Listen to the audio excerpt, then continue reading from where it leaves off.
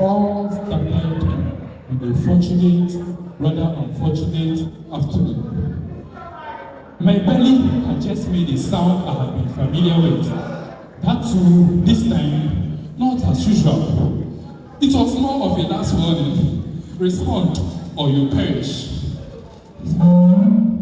It was Kulikuli. I swear it. Dry like they had been out since 3 days ago. Like she brought them out and let the sun have bites, bit by bit, patient and unbothered.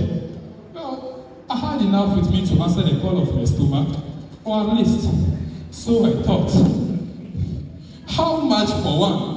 Well, I didn't really get to know the number. I just wanted to hand over my coin, half bites legally, and still leave with change. She ignored me. Perhaps,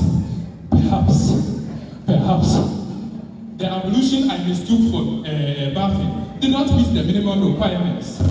As she saw the rounded metal in my hand, her next statement broke me. You cannot afford anything in this market with twice that. Hope at that point would have been foolish. So, of course, I did the only thing you do when the odds are stacked against you and your stomach has issued a live or die ultimatum.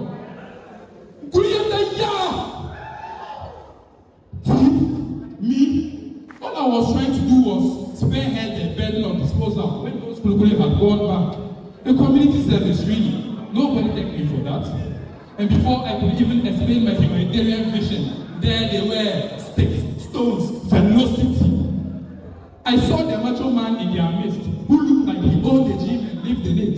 One punch on my face and I wouldn't be here telling you the story. As for the man in the long sleeves with a one-sided bag, he chased me as if I was the one who called him this morning and said, "We will get back to you." Well, the lady with a nice wig, she just threw stones from afar as if I said to her, "I can't do this anymore." They were not chasing a thief, they were chasing whoever was available. And that is how I ended up here, officer, writing a statement with my face like this.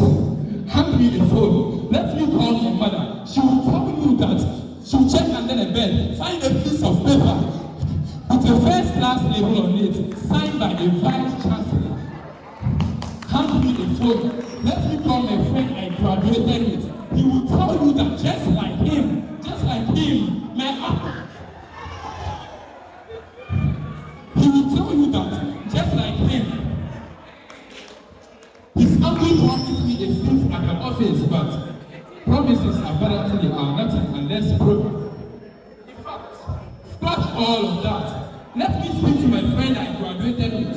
He will explain to you how we were used as, let me see what you can do to carry 15 bags of rice. First class graduate officer, first class. Before you treat this sheet the way you intend to, I have a few concerns. The one who collected millions.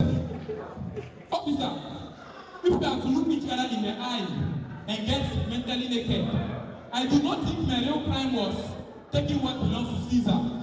I think my real crime was stealing without a uniform, stealing without a suit.